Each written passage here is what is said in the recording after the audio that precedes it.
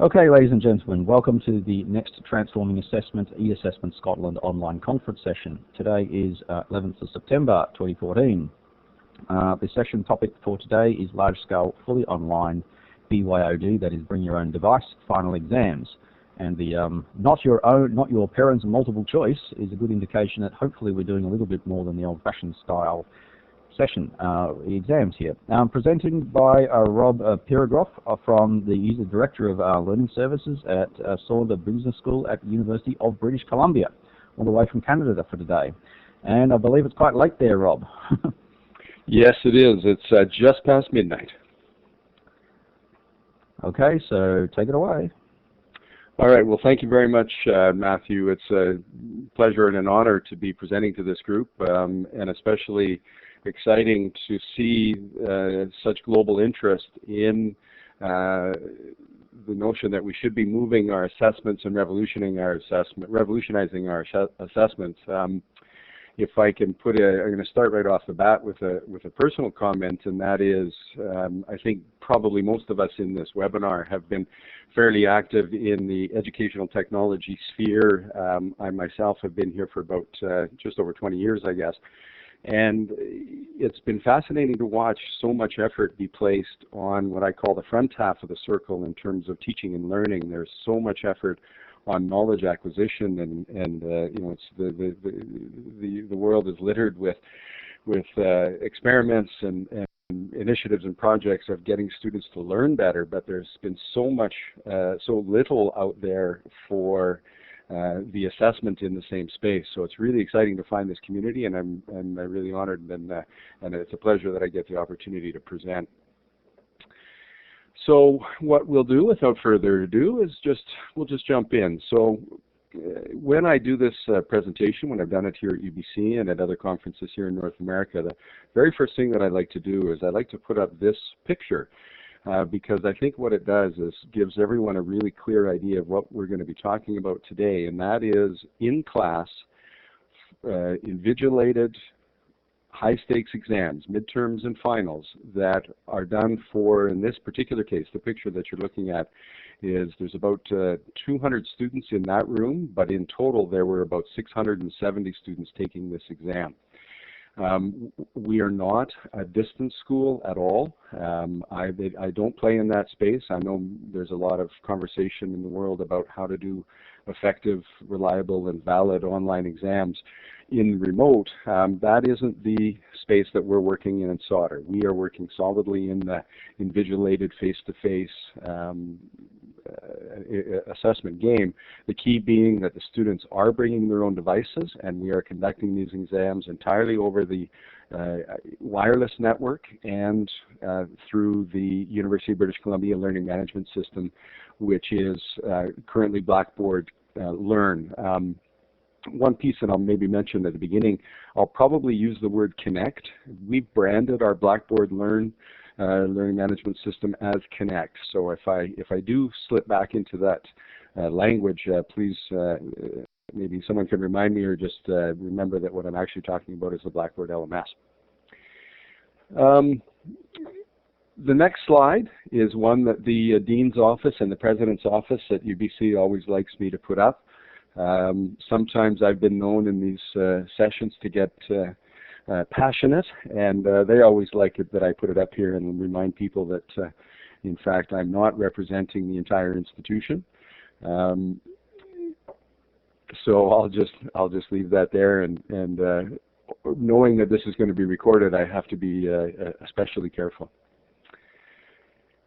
With that note, I'll move into the next slide, and this is just by way of brief introduction to myself, maybe give you some context of how I ended up here. The top left corner, after graduating from the University of Lethbridge in Alberta, I went to a little country called Swaziland, where I spent 3.5 years teaching math and English language. And wonderful experience. I returned. It was basically it was like a volunteer. Those of you from the UK, you know the VSO or the American Peace Corps. So in Canada, we have what's called the World University Service of Canada, or WUSC. The middle picture, after my trip to Swaziland, I ended up going and getting my master's degree, and I spent 4 years working on a First Nations reserve in southern Alberta. That's the Red Crow Community College. And from there, I ended up moving to Dubai in the United Arab Emirates, and I actually see that someone is from the UAE, so that's wonderful. I don't know, were you, I think it was Sammy, were you part of the Higher Colleges of Technology? Hi, Sammy, you can hear me? Yes, I can. Yes, I know I'm in the College of Medicine in the United Arab Emirates University in Al Ain city. Okay, but yeah, super. I'm familiar with the higher colleges. Yeah, so I spent 6 years with the Higher Colleges of Technology, and that's where I actually left the classroom and got into educational technology administration. And then returned in 2008, returned here to Vancouver and was lucky enough to take a position with the Sauder School of Business at the University of British Columbia. So by way of quick introduction, those of you that aren't aware of the institution, UBC in Vancouver, British Columbia, we're approximately 58,000 students, 17 faculties, and if you believe the rankings, we are 31st in the Times Higher Education Global Rankings as a university. The Sauder School of Business itself, you can see some of the numbers that we're working with there. Those numbers are actually a little bit old. We're up to about 4,200 total students this year. And I think the key for this presentation is I've put in the two accreditation symbols there, EQUIS being the European Business Accreditation and the AACSB is the American Business School Accreditation. When I started on this road of online exams, the previous dean came up to me and he really wasn't sure what I was doing or why I was doing it, but the one thing that he said to me was, do not threaten our accreditation. So if anyone's interested in sort of going and exploring that a little bit further, I can talk about that. Thankfully, we were just reaccredited last year, so I haven't threatened the world too much. So normally in this presentation, I put this screen up, and if I can give you, this is sort of the 30,000 foot view of what we do at Sauder. As I say, we've been doing online exams for about 5 years now. We did a quick calculation that spring, and we calculated that we've done over 16,000 individual student online exams in the past 4.5 years. So through that time and experience, these are the main areas of summary that I would give you and how I designed this presentation. The purple slides or the purple pieces, design, logistics, security, and data, those are the primary ones, and that's what I'd like to spend the majority of this presentation showing you and talking about. If there's time, we'll go through the bottom half there, talking about culture, the culture of Sauder, what's allowed us to be successful, some of the bruises that we've taken because it hasn't all been entirely smooth. I do have a bit of a rant if anyone's interested about educational technology and the way things have been done in the past. And then I do also, if there is time and interest, I'd talk a little bit about where we're planning on going at Sauder. So at this time, what I'd like to do is ask the first poll, and I'm curious to know, those of you that are here in the webinar, of the purple, the design, the logistics, the security, and data, which would you like to see first? So if I can ask you to vote, design would be A, logistics would be B, security would be C, and data would be D. So I'll just ask you all to vote, and I'm just curious to see where you'd like us to start. We'll give it a few minutes.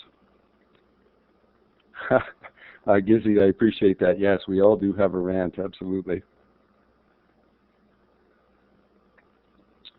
Okay, so I think by consensus, people would like to see exam design first. That's great. So I'm just going to slide down, and we're going to go here. Okay, and you know what, folks, I'm really happy that you've chosen the design, because this, to me, is the most exciting part of not just what we've done at Sauder, but what the potential is. And before I go through the screenshots that I've got showing you some of the questions that we've done, one caveat that I do need to let you know. We have done a number of different exam question types. Unfortunately, I can't show you all of them. Not all of the faculty that we work with have given me authorization to use their question types, particularly in public forums such as these. I think you guys can all appreciate that. What I'd like to do, though, is just give to me as an educator of over 20 years, 25 years, this notion that we can now completely transform assessment and transform exams is one that is so powerful and so exciting. And it's essentially this, and I've taken probably about 25 faculty through this process in the past 4 years, and all of them start off the same way, and that is, I'm not interested in changing my assessment. Just take what I've done traditionally in paper and move it into the online medium. And my team and I, we nod our heads and we say, absolutely, let's do that. Because, of course, you all understand the change management around tenured professors. So we go through that. Usually we take one exam, maybe 2 exams of what I would call their traditional paper-based exam. But at some point, usually after the second exam, the light bulb goes on where they recognize that what we should be doing is taking advantage of the medium. And we should actually be designing assessments for the online medium, not in spite of it. And there where I'm going to use the term three-dimensional assessments, this notion that no longer do exams need to be what we all went through, and that was a two-dimensional environment where we walked in with a paper and a pencil and our brains, and we regurgitated on what we knew for 2 hours. What we can now do in the online space is, of course, take students anywhere. And the exams no longer need to be flat. The exams can actually be interactive and engaging. I'll talk a little bit more about that as I go through some of these questions. So this first question here is from a statistics exam, and you can see it gives you some idea of the complexity of fill-in-the-blanks type questions that we do. And I would give you, besides calculated questions in the quant world, our real the real power and the real design process that we've gone through is taking advantage of multiple fill-in-the-blanks. So you can see, those of you that are stats people, you can see that this is an intro stats course, relatively complex. If I move to the next slide, this is one where the point here being the use of graphics for a question. Well, what I can tell you is we're also now using both audio and video in our exam questions. Faculty are embedding video clips that they've been using in the learning process. Students have to watch the video, answer questions from the video.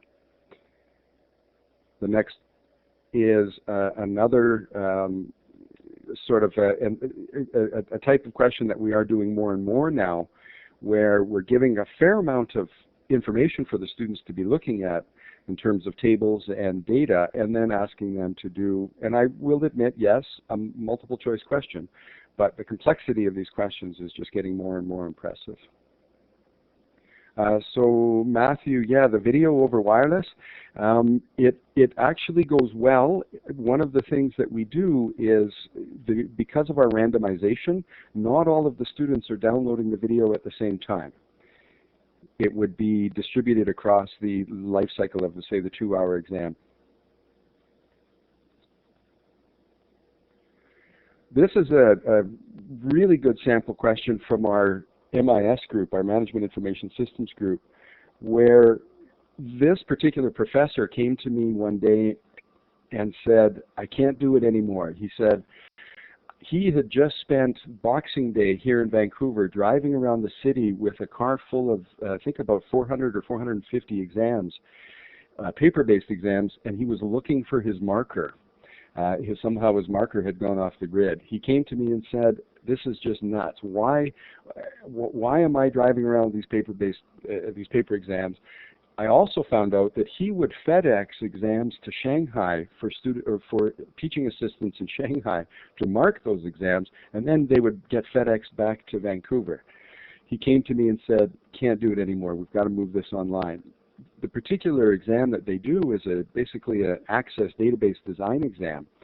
So those of you that understand access and queries, you can see that what the students are attempting to do here is they have to essentially complete the query. Now, the interesting piece to this is there is no auto grading in this exam at all. The instructor is simply using the learning management system and the online exam to just do a data capture so that with 400 students, he can distribute his exams for marking really effectively and efficiently. Yeah, so I see definitely limits of Blackboard. Yes, yes, yes. we may go through a whole section about the limits of Blackboard later on. That's part of my rant. This is another sample exam. This is actually from work that I've done with our Faculty of Pharmacy, and this one is quite exciting in terms of the potential. Students can spend 15, 20, 25 minutes completing this table. The key that I'll point to you is this notion of see the attached document process for completing the lab assignment in the top. And what we've done is we've linked a file that the students have to open. And this is really the exciting part for me, this notion of the three-dimensionality of an exam question. We are now starting to embed access database files, Excel files, PDFs obviously. We have embedded JavaScript files into questions. Students have to manipulate a JavaScript object, and if they've done their manipulation correctly, they can interpret the information, come back and enter in the correct information. So it's this ability to do this exam design that I think is the most exciting piece, or what I see in the future.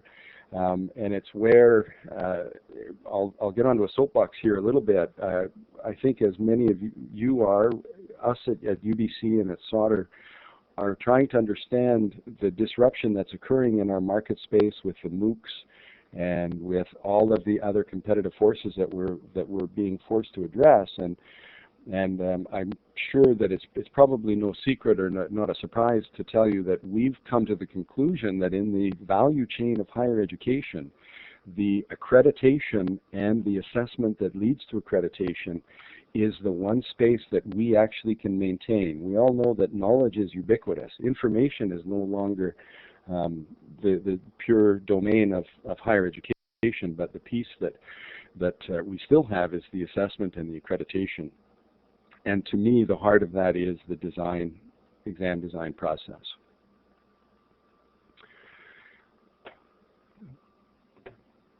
I think I've got, oh no, that's too far.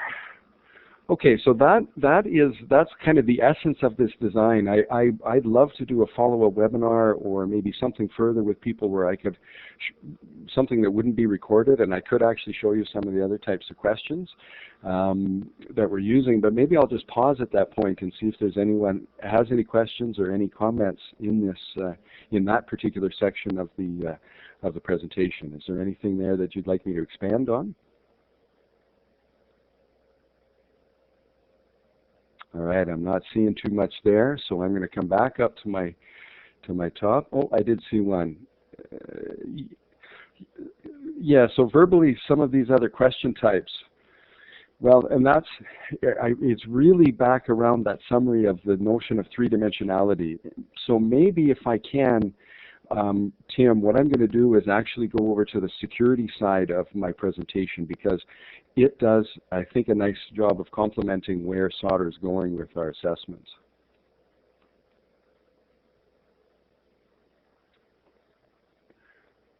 So I'm sure as many of you are, we battled in the outset with what I call the prison model of assessment, whereby security and exam integrity was absolutely paramount. And I don't want to throw a particular vendor under the bus here, but out of the gate in 2010, UBC was a client of the Respondus lockdown browser system, and I decided to give it a go. Unfortunately, it was an epic failure, and those of you that have some experience with this tool, it may have improved, but the essential problem was because we were dedicated to conducting exams with students' devices as opposed to a controlled lab environment, simply because of the numbers that we were working with, you know that the Respondus Lockdown browser has to be installed on the student's device. So the logistics of getting that installed on the student's device, it wasn't insurmountable. It was a headache, but it was not insurmountable. We gave the students a practice assessment, and by virtue of completing that practice assessment, they had downloaded and installed the Lockdown browser. Unfortunately, 2 weeks prior to the midterm, I can't remember exactly when, but Java released, or Oracle released a Java update. And my entire world came crashing down because the Lockdown browser no longer worked. And of course, Respondus said it wasn't their fault. They blamed Blackboard. Blackboard said it wasn't their fault. They blamed Oracle. And Oracle could give a shit. So I ended up having to jump out entirely, and I swore that I would never go back to an embedded, any solution that requires us taking over, whatever small degree, the students' devices. And that brought us to this idea that we don't lock down browsers. What we're actually working on, our faculty, is embracing the technology, giving the students all of the tools that they would have in the regular workforce, and not being so restrictive. We do have, I think the next screen, some of you may have probably seen. I think it's kind of famous in our game. We are conscious of this notion of working independently, but even that's starting to change now in our assessments. We have instructors who are, one exam that I can tell you about was a take-home exam where the students were given 3 hours to complete the exam over a 24-hour period. So once they started, they had 3 hours to complete the exam. And of course, everyone, besides the instructor and myself, but everyone assumed that the students would just rampantly cheat and everyone would get 100%. Well, what was interesting in terms of the human dynamics was we did not see that at all. This exam was about 450 students. We saw another normal distribution, and what we recognized that occurred was the top students in the class don't have any interest in sharing with the rest of the class. So it was a real lesson for us in this notion of exam security through the power of randomization and good exam design. We didn't have to staple pieces of paper to our students' heads so that they couldn't see down. They couldn't see their neighbors' exams. Now, because of the randomization, we can run a 600-student exam with full density. We don't even need, normally at UBC they do 50% seat density, so there's a space in between.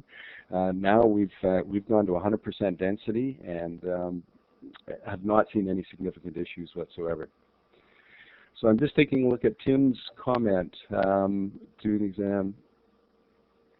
So if you want to be a choice, yeah. So Tim, one of the things, that's a good point. We do not give students the choice. If an instructor makes the commitment to run an exam online, the students must run the exam online. We do hybrid exams where the students are doing both paper and computer, but we do not give our students the option to do a paper choice. But a good comment, good question. So the last piece that I'll give you in terms of the security is invigilation, and this is really where we put our security eggs into our basket. The critical nature of having invigilators who are watching screens, who are monitoring student activity has been reinforced time and time again.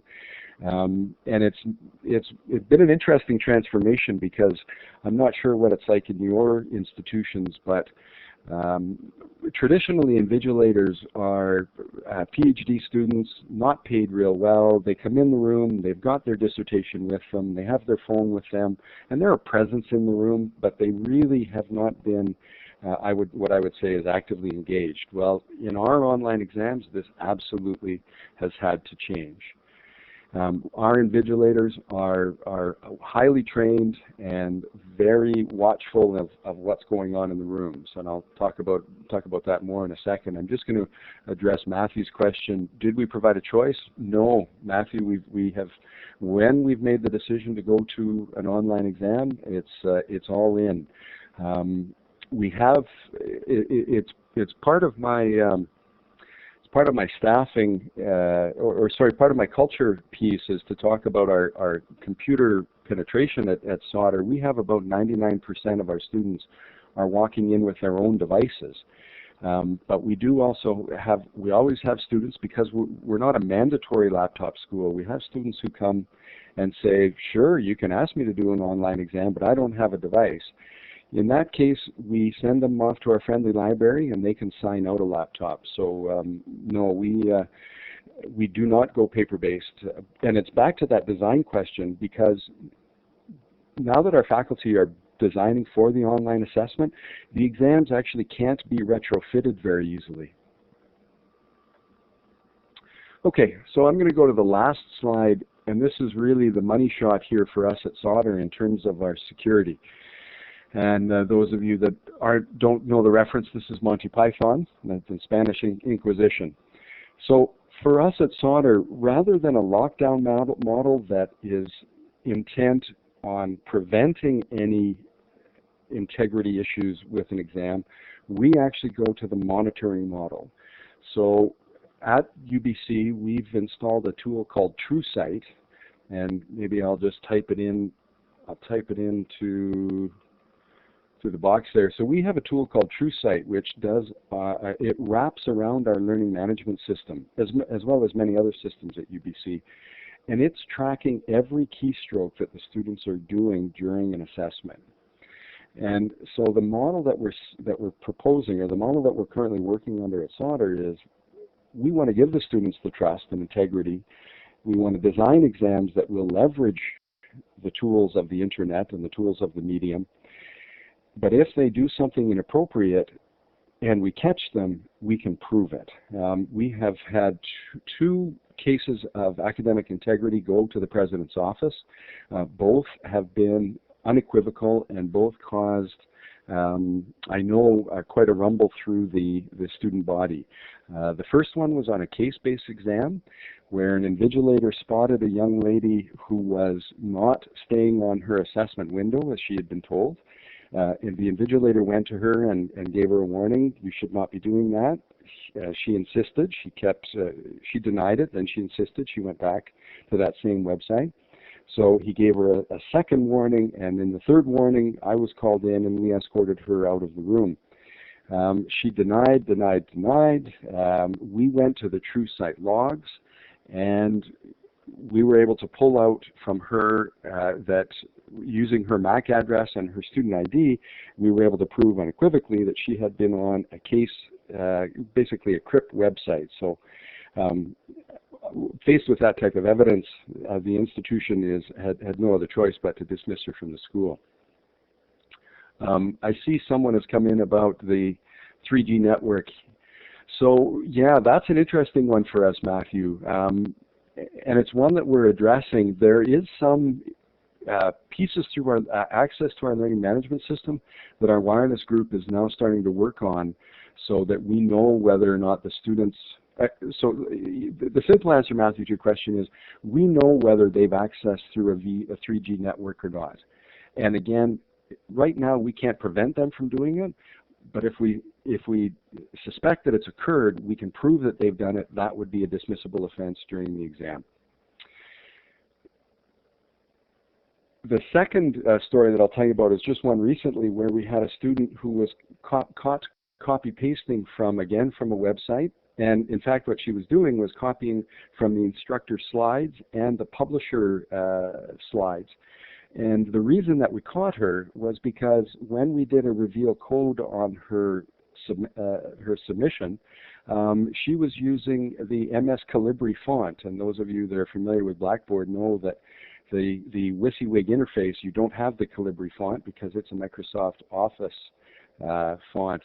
And again, faced with the indisputable evidence, she was dismissed from the institution.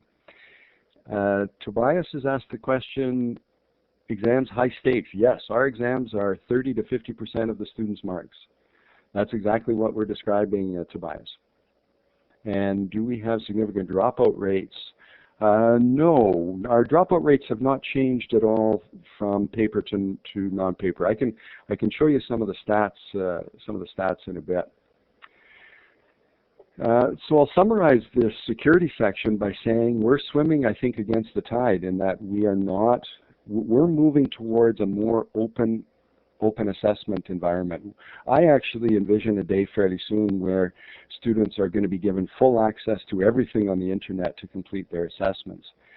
They'll be able to collaborate with their partners, and they'll be able to collaborate with any resources that they can have their access to. I think for us at Sauder, what we're hearing from our business community is that we need students who can solve problems, who can collaborate well, who are critical thinkers. And an assessment environment that is strictly one based on memorization doesn't do a very good job of producing those types of students. The key to that, and I'll admit some of you are out there probably shaking your head going, those guys are crazy.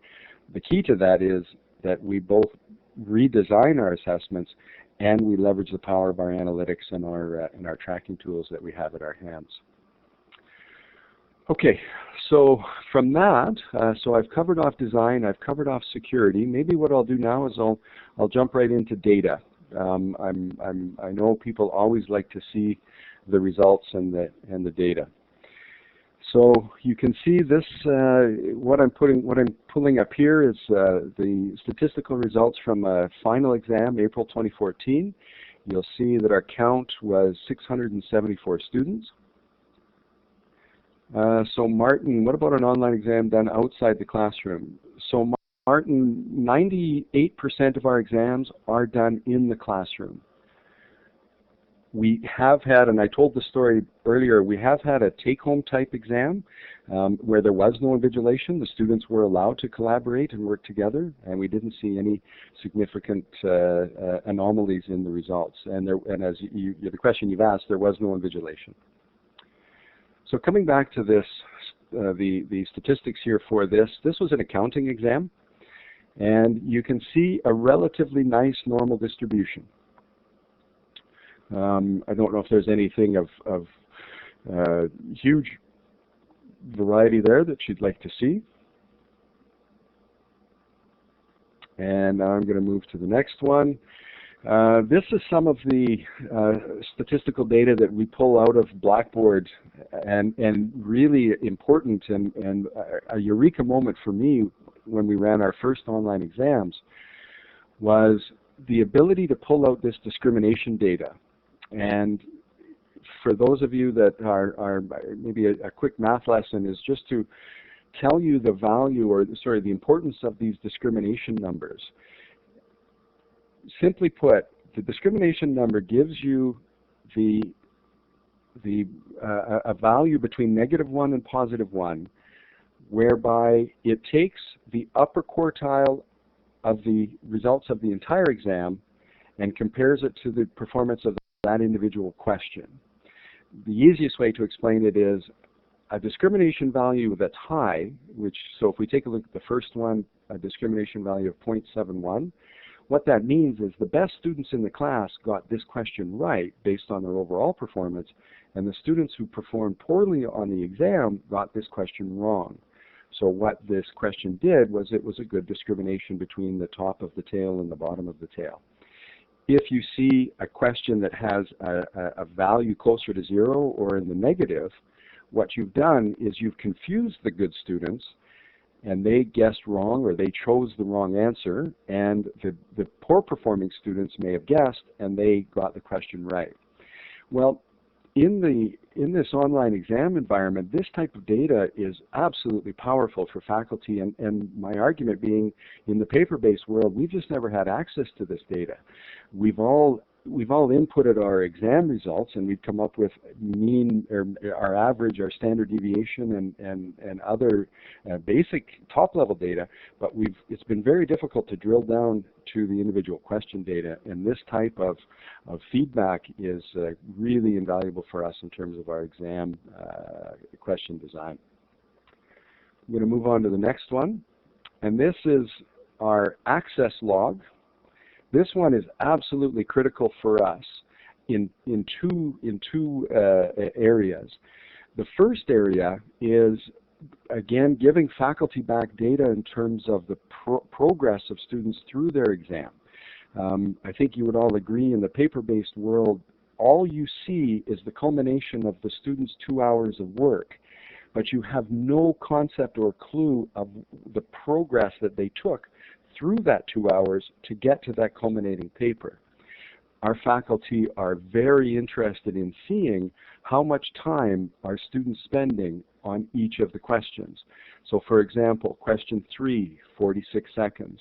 Question 4, 2 minutes and 17 seconds.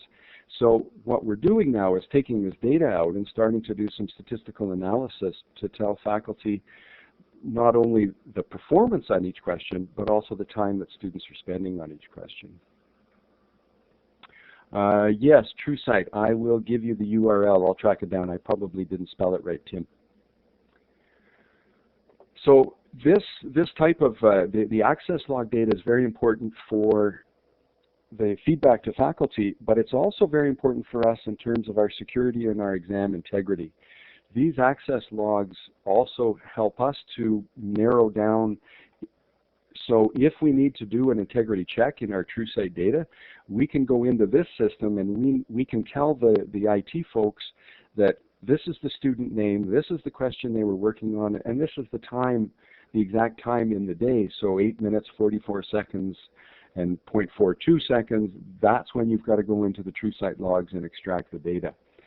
It also helps us with, and maybe I'll do a bit of a detour here and just describe some of our fail-safes. We do have computer labs at Sauder. We have 68 seats, and those labs are purely for disaster recovery. So, and it happens every exam, folks. Every exam, there's always a student that has the PC blue screen of death or the Mac beach ball of doom. And our invigilators are trained to do basic troubleshooting to get students during the exam if there is a technical issue. But the fail-safe for us is that we'll close their laptop down and we'll move them down into our computer lab, and they'll restart their exam in the computer lab. Well, of course, this access log is what gives us validation that that's occurred, and it also tells the professor how much time the student has lost during the exam.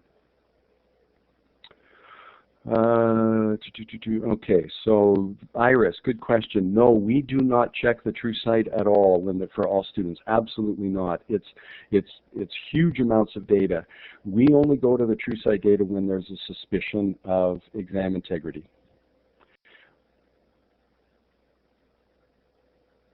Tobias, trained invigilators, our value is 1 to 40. So in a room of 200 students, we'll have 5 invigilators.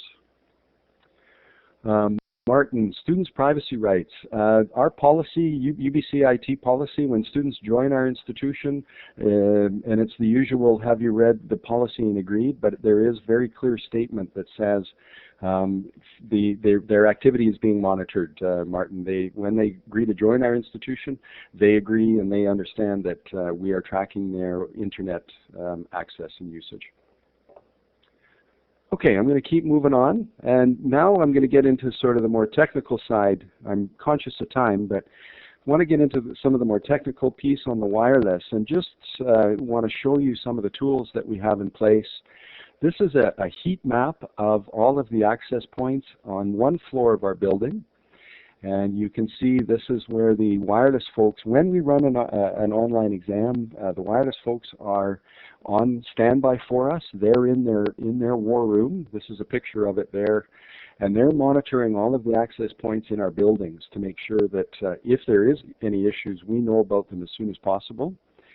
It's probably here where I think I'd point out to you, because I've had a lot of feedback from other institutions to people that say, wow, we asked our wireless folks or our IT folks if we could do an online exam, and they didn't think so.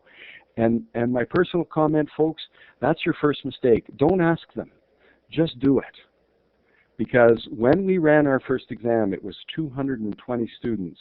The IT folks didn't even actually know that we were doing it. Knock on wood, we had done some pressure testing already. I had gone into a class and gotten the students to all open up their laptops, and I said, okay, let's see what happens. At this time, it was Blackboard Vista. I said, let's see what happens when 200 students click go on an assessment. So thankfully, we didn't pull the walls down, and now we are up to 800 concurrent students, and October 17th, we'll be running an exam for 1,700 students. And because it's a tail-wagging dog, because we have already proven the concept of our online exams, the senior administration of our school have directed the IT folks to say, do what it takes to make this successful. So summarize there by saying, don't ask your wireless folks, just do it. And I'm going to move back in here. We've seen that. I'll pull up, yes, exactly, bit of guerrilla action. That's what it was. So here's just some quick data. I won't spend a lot of time here, but the top graph shows the CPU processing time for the launch of the exam. The second one is in latency, and this is the assessment save attempts. So this just talks about the time that it takes for each of the save attempts, all within normal parameters. And this next one is the key to the green data is the percentage, the 98.61% on the 2XX request, the HTTP status summary. It just describes how quickly the system is responding to the students during their assessment. And last but not least, this is the database CPU processing, and you actually see little to no impact on the database at the time. Oh, absolutely, Mathew, good solid servers, no doubt about it. Okay, I'm going to go here now to what we like to call the money slide. And it's a bit of a back of napkin calculation, but I can tell you that at Sauder we estimate we're saving between $5 and $8 per student per exam. And those of you that remember my initial number that we've done over 16,000 of these represents a fairly significant savings to the institution. Of course, the primary savings are in photocopying, paper distribution, as well as marker time. But what I will tell you is that we haven't actually given all of that money back to the institution. What we've done, particularly with the TA marker time, is actually given it back to the students. So rather than having your markers sit in a room with a red pen for 8 hours or 10 hours, whatever the case may be, we encourage our students to book individual consultation time. So after an exam has been run, and of course, majority of the exams are marked very quickly, so within the next week, students can book a 15-minute or a 30-minute one-to-one consultation time with the TAs to go through their exam. The real value of this, of course, is we all know the experience of marking assessments and spending hours and hours providing feedback and then being so disappointed when, I don't know, half of the class or maybe more, all they do is look at the grade and then file their paper away and they never actually look at the feedback that you've given them. But those students who do want rich feedback, who do want to dig deep into how they've done on that assessment are getting that time. So we're probably, I think our estimate right now is in that $5 to $10 savings or $5 to $8 savings that I gave you, we're probably giving the institution 3 to 4 of those dollars. The rest we're spending and giving back to the students. Do students, Laureen, I'm just looking at your question. Oh, absolutely, using this format. So we do not run an online exam until I know that all of the students, their devices are ready to go and the students are ready to go. So for the most part, the students are using assignments. Their homework is being done in the same system, as well as we always provide a practice assessment up until 30 minutes prior to the start of the exam. Absolutely critical. E-feedback from e-marked exams. Good question, Matthew. We've got across the board.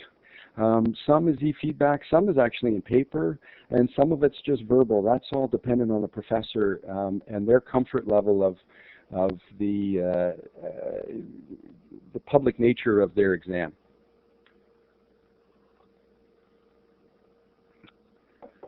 Okay, I am going to jump. Where am I going now? Let me see where I am. Okay, I've got about 10 minutes left, I see. So I'm going to jump into the last core part of the exam, and this is the logistics. And when we work with faculty, we divide their world into two. We divide their world into exam design, and then we talk about the logistics of launching. What does it take to conduct a successful exam for 650 students? And what I'm going to do here is that the picture up there, some of you may recognize as being the doomsday clock. The most important change is we have to have the exam theaters 30 minutes prior to the launch of the exam. So if an exam is scheduled to launch at 6 o'clock, we need the students in the theaters starting at 5:30. The simple logistic to that is just the time that it takes for the students to get in, pull the computers out, power up, get checked. But it's also, for me, more importantly, the staging to the launch of the exam. So we do a lot of adaptive release. When the students launch, or when the students open Blackboard 30 minutes prior, they actually don't see their exam at all.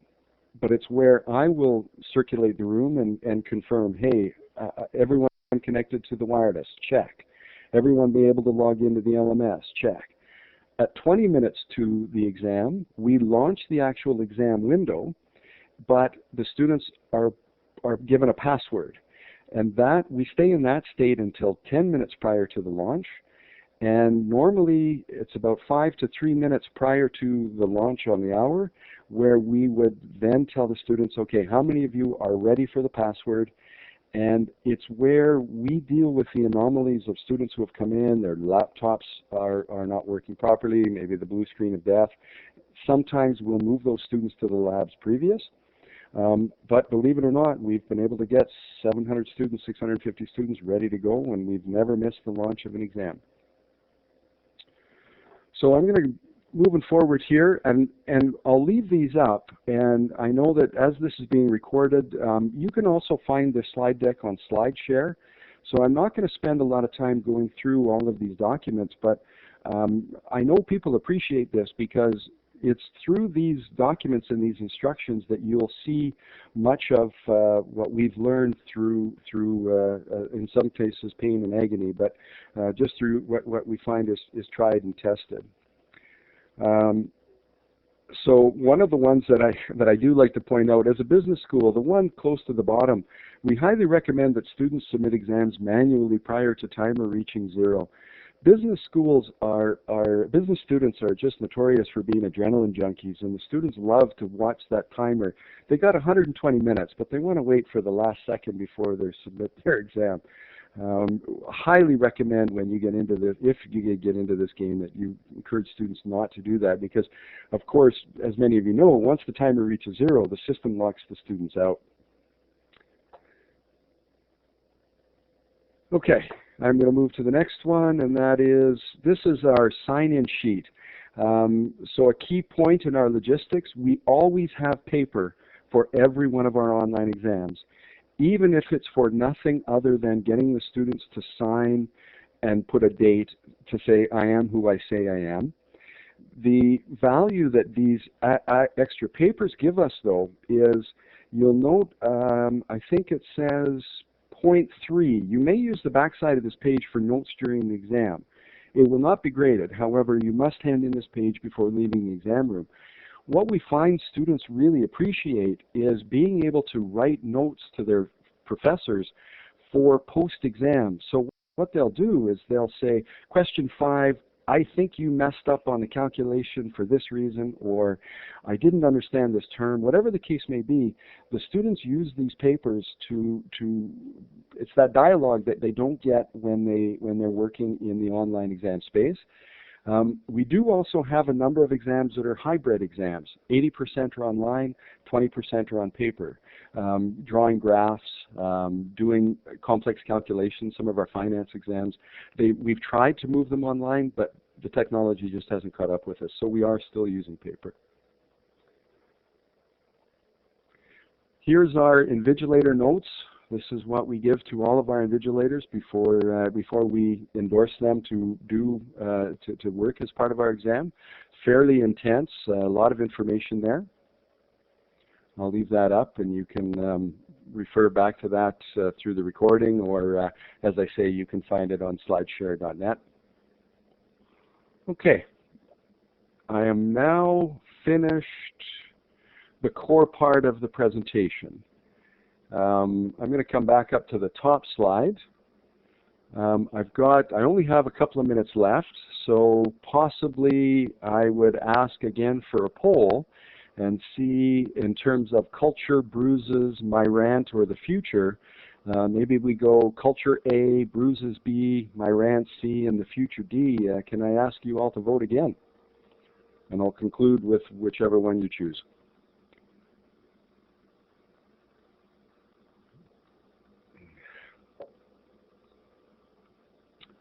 All right.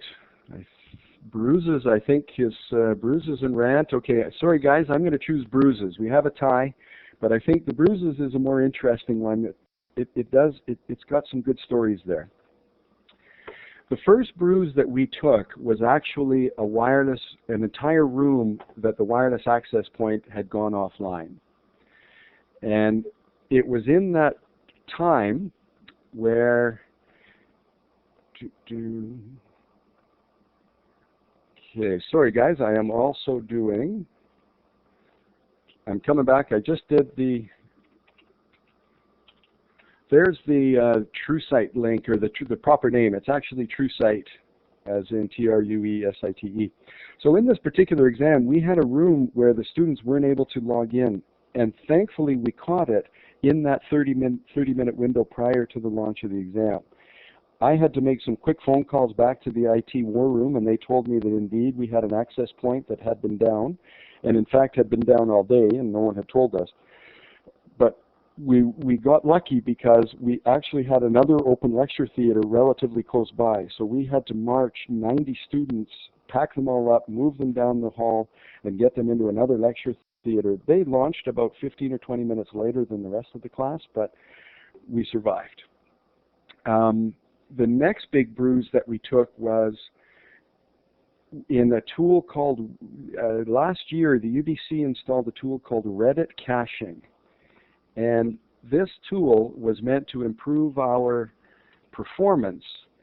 And what it was meant to do was to reduce the number of reads to the database. So this caching database was meant to as I say, it was meant to improve the performance. We had a midterm exam, 600 students. Everything was going fine until 8:10. The exam was scheduled to finish at 8:30. At 8:10, I received the first phone call from an invigilator. Can you please come up here to this room? A student cannot submit. I go running up to the room. I sit down beside the student. The student has clicked the submit button and has gotten the red screen of death, the Blackboard red screen of death. Please contact your administrator. I went to the back end of the system, logged in just to see if I actually saw the submission. I didn't see the submission. Well, very quickly, like whack-a-mole, students' hands started going up everywhere. We couldn't submit their exams. I had to make a very quick decision as to what to do, and the decision at that time was to actually do nothing. And we had to go on leap of faith that when the timer ran out for all 600 students, that the system was going to grab and close all of their exams. Well, it wasn't until, I'll cut to the chase because we're running out of time, it wasn't until 2 weeks later that we actually saw the exams. Because of our distributed application layers. I think we have 18 different application servers. All of the students' exams had been held in this Reddit caching tool, and we couldn't access them. I told the dean it was like a person leaving the exam with a box full of exam papers, stopping off at a local coffee shop, running in quickly, and having their car stolen. We know where the exams were, we just couldn't actually find them. There's a few others that I could tell, but I think we're running out of time, so I'm going to close on that note and maybe pass it back to you, Mathew, and maybe ask if there's any more final questions that I can get. I'll pull up that last slide there for the feedback. I do want to encourage any and all of you to track me down if there's anything that I've made in this presentation that you'd like to hear more of or you'd like to follow up on. In particular, let me just throw this out, tablets. So the future I didn't get to, but we're actually pondering purchasing a complete set of dedicated tablets solely for the purpose of writing online exams. If that sparks interest in anyone, let me know. Hi, Rob. Yes, that's an extremely good in point, actually. The idea of using tablets, particularly through the touch/drawing interface, could be an interesting thing for things like engineering, biology exams, etc., that do quite a lot of diagrams. So yeah, that's a good point. Folks, please fill in the online survey. That's great if you can do that. But also please be adding extra questions to the text chat. We can stick around for a little while longer. And people need to go, that's also fine. So Trevor's asked if we tried any other caching system. So good question, Trevor, but not under my domain. The UBC IT are the group that run all of that system. I'm just a lowly business school administrator. So no, we are still with the Reddit caching tool.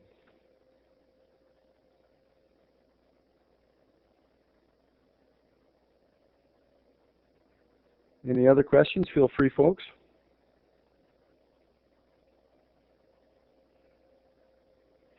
Yeah, Tim, we use native Blackboard for all of our exams. We started with Blackboard Vista, and we've now moved to Blackboard Connect. We do not use any sort of other separate install, for better or for worse.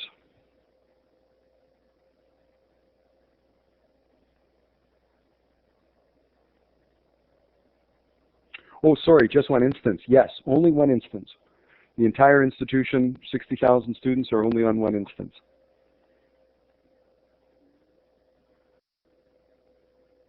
You're a lot braver than I am.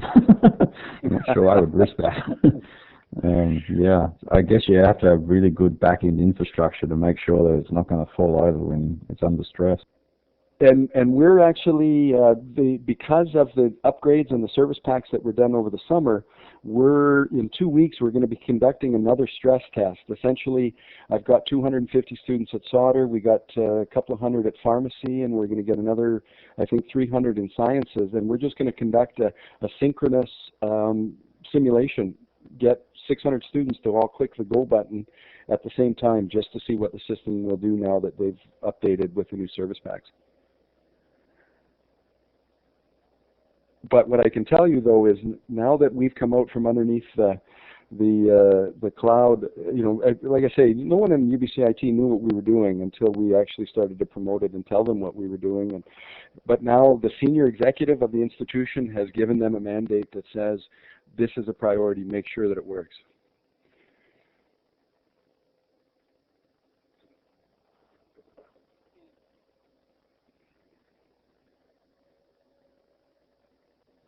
Rob, there's a couple of extra questions about concurrent access numbers and also something about JMeter.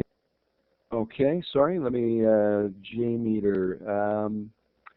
Yeah, I know that a number of our team hasn't, the UBC IT, the Learning Apps team has some diagnostics that they do use when we run these pressure tests, and they're the ones that collect all of that data. Tim, I'd be more than happy to put you in touch with our IT group so that you can get deeper under the hood there.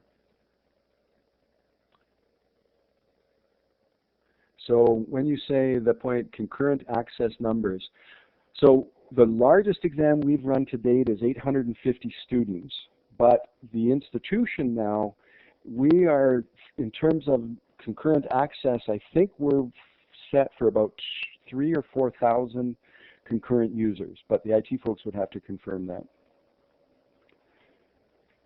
October 17th, we run with 1,600 students, so fingers crossed for us. What we do with that number, just by way of, because I think it is relevant, we now, when we schedule these exams, they must run Friday evenings. The IT folks came back to us and said, you know, do us a favor, let us help you. Please schedule these large-scale exams for Friday evenings, where, of course, the majority of the university population is not on the LMS system. So have you been asked to have EMI questions in a test with Blackboard? EMI, sorry, Dennis? EMI, I'm not familiar with that. Rob, actually there's a hand up there. CB, whoever CB is, would you like to press your talk button and ask a question via your mic? Yeah. Oh, CB stepped away.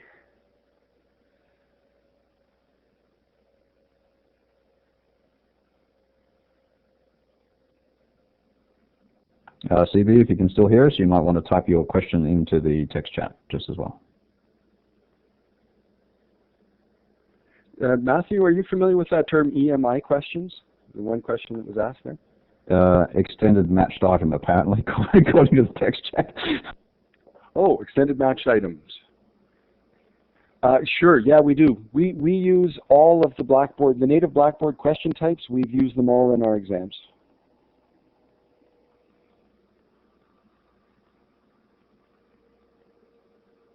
I think sometimes it's not so much the technology capabilities as such, it's the creative uses that you can put the question types to. So I think your examples with, you know, linking to spreadsheets and all this kind of stuff, it's certainly a point that Geoff Crisp and I started with the transforming assessment examples, where we're trying to start from a point where people are already at, and then, okay, what can you do with the technology we've already got, and sort of step it forward and make it a little bit more, you know, sophisticated or creative use of that technology. Yep. Yep, absolutely. And we're just getting started. Then I think once you've exhausted it, then we can ask for something a bit more fancy. Well, if you'll give me a couple of minutes, actually, Mathew, I'm going to go down the tablet road, because what we're proposing, not only does the need for the tablet is actually addressing what we think is the real Achilles heel across Canada for sure, and that's power. I've been approached by a number of our faculties who would love to be running online exams with their students' tablets, but because of the age of the buildings, they can't run a 2-hour exam because the students can't plug their laptops in.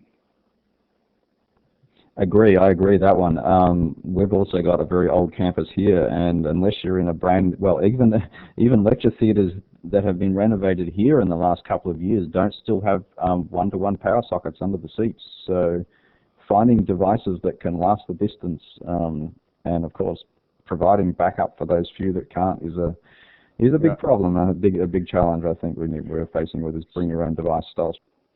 So what we're thinking about is if you can source, you know, it's easy to source a $70 Android tablet.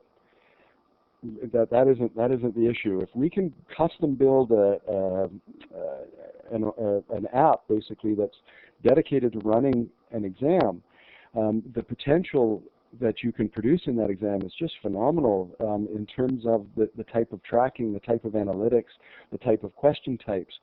Because it's the beauty hybrid where you want them in a controlled environment, but of course we can't all build labs for 600 students. I know within this forum people are doing the you guys, Mathew, are working on the USB drive, which I think goes a long way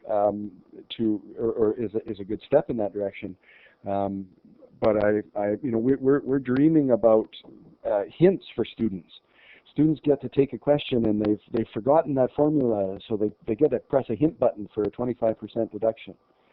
You know, the ability to make the exam really truly live, restricting their access, give them access only to these URLs, or let them give them access to a chat group where their other group members are in there to collaborate. The potential is just phenomenal. Yes, I take your point. I mean, if you've got a tablet, you can, that's institutionally, well, so institutionally owned equipment, you then control the environment, don't you? Or at least you just control the software functionality. So you can restrict, say, law exams in Australia, they probably want to give the students access to the Austerlitz online law databases, and they're massive databases with not. So if you could say, well, we allow you access to this IP address range only to access these databases, then you're sort of opening up the tools that the students would have access to online in the workplace, but also controlling, hopefully to some extent, the access to sources of information, i.e. other students that you may not want them to have in that circumstance. So, there is certainly advantages to institutionally owned equipment. But I think at our stage at the moment here, I mean, running tablets, I'm not sure we would be wanting to run a fleet of 3,000 tablets, because that would be a cost in its own. But if we can leverage the bring your own device hardware laptops, but then control the software environment, that's kind of we're thinking with the USB system. But we're still testing, so it may not work out so nicely in the end. Yeah, I'm just looking at Tim's question. Yeah, Tim, I have the great fortune of when I joined Sauder, they were in just at the start, about 10% into an $80 million renovation. So we have all the electrical that we need. We don't blow any sockets. We'll have 200 in our building, we'll have 800 students taking an exam all in the building, and we don't blow any sockets. But it's a good question. Yeah, that's a good point, Rob. If you're going to build, I think at this point there are institutions building new buildings, and I mean, I know we've just put up a brand new engineering building here in the last 18 months. I go into the lecture theatre, there is not a lot of power sockets under the seats. But if there had been this idea in the planning stage, you build it into the building, it's very tiny marginal cost to add this kind of capability into a new building versus retrofitting later. Yeah. Can I just throw a comment in? I see that a number of us in the thread are Open University and CQU. This notion of exam sites all around the world, absolutely a challenge. And I sympathize with you guys, but it's where I'll be perfectly honest, at Sauder, we're not even interested in getting into that game. We actually we believe of swimming against the tide. What we want to do is make a better experience for our on-site students and then charge them a lot for it. We think we have the same economic end game as you guys do, but we're just going to do it a little differently. I think, Rob, you're probably not alone. I think UQ, my university here, we're very much an on-campus-centric university. We do have some distance students, and we have medical students and things that are off-campus, around the state and what have you. But we're certainly primarily interested in improving the on-campus experience for students, and that's actually why UQ got into the edX MOOCs consortium as well, to try and learn the lessons for the the on-campus students. And you guys are part of edX, Mathew. Yeah. UBC just recently joined as well. Okay. Well, UBC and UQ were part of that U21 alliance too, so we should talk about something we can do with that as well. And I'd love to come and visit you guys to figure out how you really do this, because I think your system is something we could learn a lot from here as well. Yeah. It's interesting. I'm following the thread here about this, the multi-site universities. I would love to run a concurrent exam around the world in our model. I'd be phenomenal. It'd be fantastic.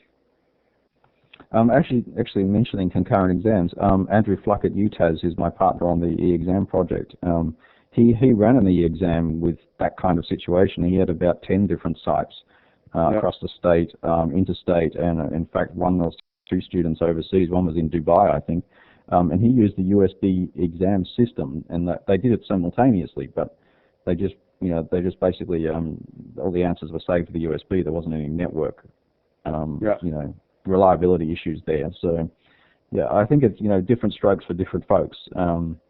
I think with all the sessions we got in this presentation, there's got to be some answers for everybody's needs and wants in this lot. Yeah, Iris, you're correct. We did run a 3-hour exam over a 24-hour period, and there was no statistical anomaly in terms of the results as compared to running a lockdown exam. You're correct in that.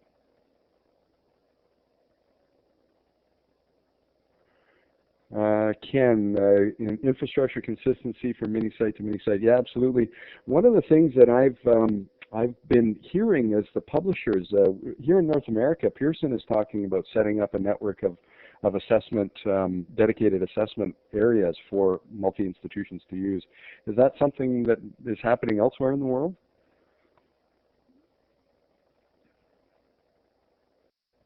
I'm not aware of it in Australia. Our universities here tend to have sort of reciprocal agreements with each other where people can, if they have distant students that are within their region, that they can go to their campus and sit on their own campuses.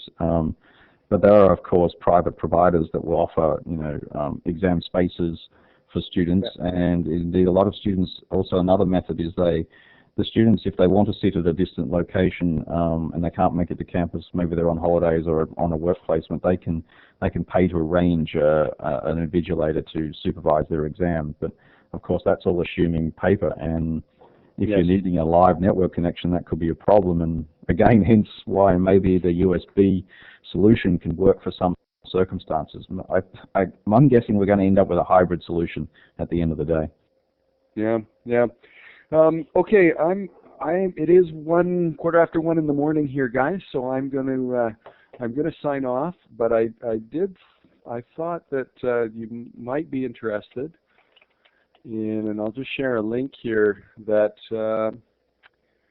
let's see, the Ontario, which is Canada's largest province, has just announced they are going to entirely online exams for their high schools. And I'm just going to find the announcement because it came out just a couple of days ago. Where is that? Actually, whilst you're typing that in, there was the Finland government are also doing this for their high school system. So they have a similar project to ours, also USB system based, but connected to a network called Digabee. That's one of the other presentations coming up. That's one of the other presentations, yeah. That's super. I'm going to have to stay up for that one. Yeah. Remember, folks, these are all recorded. It's still going, but I'm going to shut it off in a minute. Probably, I think we have to stop. Rob, you really need to go to bed. Yes, I do. It's so late there. Yeah. So thank you very much. It's generated a lot of discussion, and it's been fascinating, and getting the lessons of how you can do this really at what is a large scale. I think large scale for most people here as well. All right. Well, I appreciate that, Mathew. I appreciate the invite, and I look forward to carrying on the conversation. Okay. If you have any extra links, just email them through to me, and I'll stick them up on the recording page when I eventually publish the recordings. Yeah, I'm just trying to find that thing, and it's not coming to me, so I'll do that. Thanks, Mathew. All right, then. Thank you, and good night, good morning, and goodbye to everybody. Recording stopping.